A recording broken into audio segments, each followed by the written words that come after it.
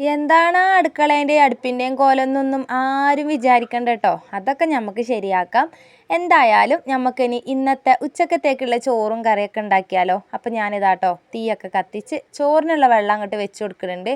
ഈമേൽ പിന്നെ വല്ലാണ്ട് ആലോചിക്കാനൊന്നും ഇല്ലല്ലോ. ആലോചിക്കേണ്ട കാര്യം കറീൻ്റെതാണ്. അപ്പോൾ ഇതാട്ടോ ആലോചനയൊക്കെ കഴിഞ്ഞു. നേരെ കുറച്ച് പച്ചക്കറിയൊക്കെ ഉണ്ടായിന്. അപ്പോൾ അതൊക്കെ കൂട്ടിയിട്ട് എന്തെങ്കിലും അങ്ങോട്ട് ഉണ്ടാക്കാമെന്ന് വിചാരിച്ചു.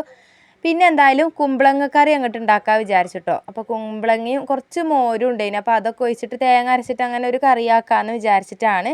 അപ്പോൾ അതിലേക്കുള്ളതൊക്കെ ഒന്ന് മുറിച്ചിടുന്നുണ്ട് കേട്ടോ. പിന്നെ ഞാൻ കഴിഞ്ഞ ഒരു ഷോർട്ടിലെ പാട്ട് ഇട്ടിട്ട് വീഡിയോ ഇട്ടിട്ടുണ്ടായിരുന്നു. അപ്പോൾ കുറച്ച് ആൾക്കാരെങ്കിലും പറഞ്ഞിട്ടുണ്ടായിന് കേട്ടോ, പാട്ട് വേണ്ട വോയിസ് മതി എന്നുള്ളത്. സംഭവം എന്താണെന്നുണ്ടെങ്കിലും കുറച്ച് സന്തോഷമൊക്കെ ആയിട്ടോ. കാരണം നമ്മൾ ആ ഒരു വോയിസിൽ മിസ് ചെയ്യുന്ന കുറച്ച് ആൾക്കാരെങ്കിലും ഉണ്ടല്ലോ എന്നുള്ളത് അറിഞ്ഞപ്പം ഭയങ്കര സന്തോഷമായിട്ടുണ്ട്. അപ്പോൾ പരമാവധി വോയിസൊക്കെ തന്നെ ചെയ്യാം. പിന്നെ ഇടയ്ക്കൊക്കെ ഇങ്ങോട്ട് ഒപ്പിച്ച് കൂട്ടിയിട്ട് ഒരു ഷോർട്ടിൽ പാട്ടൊക്കെ ആക്കി അങ്ങനെ ഇടുന്നതാണ് കേട്ടോ. അങ്ങനെ തട്ടോ നമ്മളെ കുമ്പളങ്ങ ഞാൻ ഉള്ളിയും പച്ചമുളകും മഞ്ഞൾപ്പൊടിയൊക്കെ ഇട്ടിട്ട് വേവിച്ചിട്ടുണ്ടായിരുന്നു. പിന്നെ തേങ്ങ അരക്കണേൻ്റെ കൂട്ടത്തിൽ കുറച്ച് മോരും കൂടെ ഉണ്ടായി. അതും കൂടെ ഒന്ന് തേങ്ങേൻ്റെ കൂടെ കൂട്ടി അങ്ങനെ അരച്ചെടുത്തതാണ് കേട്ടോ. മോര് കറിയും അല്ല കുമ്പളങ്ങ കറിയും അല്ലാത്ത രണ്ടും കെട്ട ഒരു കറിയാണ് കേട്ടോ. എന്തായാലും ടേസ്റ്റ് ഉണ്ടായിരുന്നു. അപ്പോൾ അതൊക്കെ വെന്തിട്ട് സെറ്റാക്കി വെച്ചിട്ടുണ്ട്. ഇനിയിപ്പോൾ അതൊന്ന് വറവിട്ടെടുക്കുകയാണ് ഞാൻ.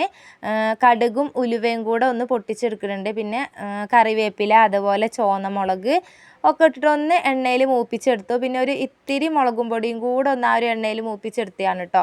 എന്നിട്ട് ഇതാ നല്ലോണം ഒന്ന് കരിയാണ്ടൊന്ന് ഇളക്കിയെടുത്തിട്ടുണ്ട്. ഇനിയിപ്പോൾ നമ്മൾ വേവിച്ച് വെച്ചിട്ടുള്ള കുമ്പളങ്ങ കറി അങ്ങോട്ട് അതിലേക്ക് ഒഴിച്ച് കൊടുക്കുകയാണ് കേട്ടോ. ഇത് മോര് കറിയാണോ കുമ്പളങ്ങ കറിയാണോ എന്ന് ചോദിച്ചാൽ ഇപ്പോൾ ഒന്നും പറയാൻ പറ്റൂല. ഇതൊരു കറി അങ്ങനെയാണ് കേട്ടോ. അപ്പം ചിലപ്പോൾ നമ്മൾ അങ്ങനെയൊക്കെ ഉണ്ടാക്കൂലേ, ഇതങ്ങനത്തെ ഒന്നാണ് കേട്ടോ. അങ്ങനെ ഇതാട്ടോ നമ്മളെ കറിയൊക്കെ വറവിട്ടൊന്ന് സെറ്റാക്കി എടുത്തിട്ടുണ്ട്. പിന്നെ ഞാൻ ഉപ്പേരിയാണ് കേട്ടോ. അപ്പം കഴിഞ്ഞ ദിവസം പയർ ഉപ്പേരി ഉണ്ടാക്കിയതിൻ്റെ ബാക്കി കുറച്ച് പയറും കൂടെ ഉണ്ടായിരുന്നു. അപ്പോൾ ഞാൻ വേഗം അതും കൂടെ അങ്ങോട്ട് അരിഞ്ഞെടുത്തേണ്.